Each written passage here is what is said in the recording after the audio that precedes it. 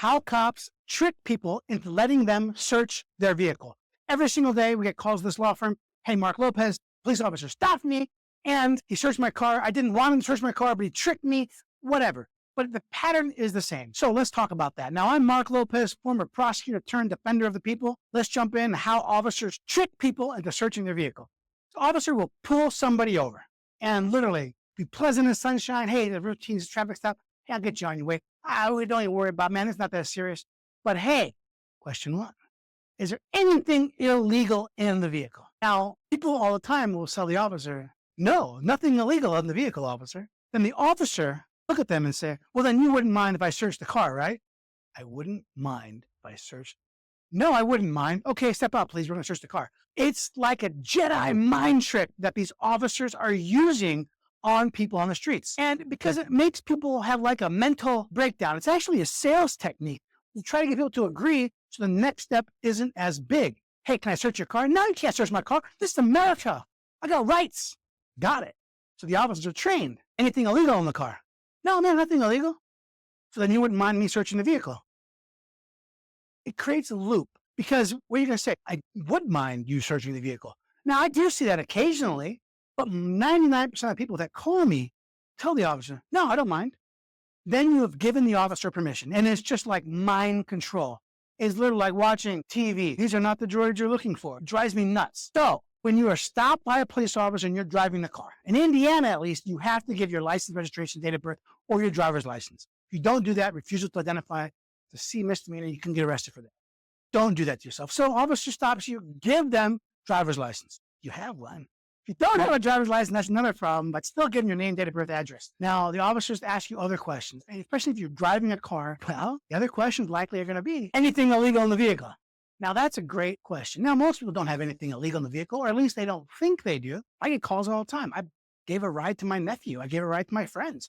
There was a joint between the seat cushions in the back seat. I don't know how long it's been there. I think it's been there since college. I think maybe some people I got last weekend put it there. It's such a small amount, or other drugs, or maybe things that I shouldn't have. But regardless, we don't know exactly what's in our car because we don't know what people bring into our vehicle. So when the officers ask, anything illegal in this vehicle? The only response to that question needs to be, I plead the fifth.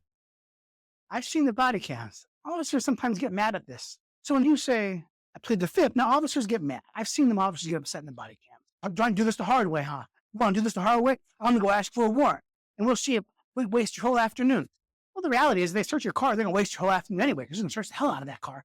Now, you got to hold strong because the officer has to apply for a warrant. He has to fill out forms, paperwork. They email. It's faster than back in the day, but they still have to put reasons why they're asking to search the vehicle. And judges in Marion County, surrounding counties, they read these warrants, they take it seriously. I've seen judges deny warrants. I've also seen judges sign blank warrants. Kind of concerns me, but they do take it seriously. And the officer takes time out of his day to actually apply for a search warrant. Now, if he's asking you for permission to search your vehicle, then he may not have reasonable suspicion to search your vehicle. That's why he's asking you. Whereas, if he thought you were doing something illegal, there is a automobile exception to the Fourth Amendment, and he could search the vehicle anyway.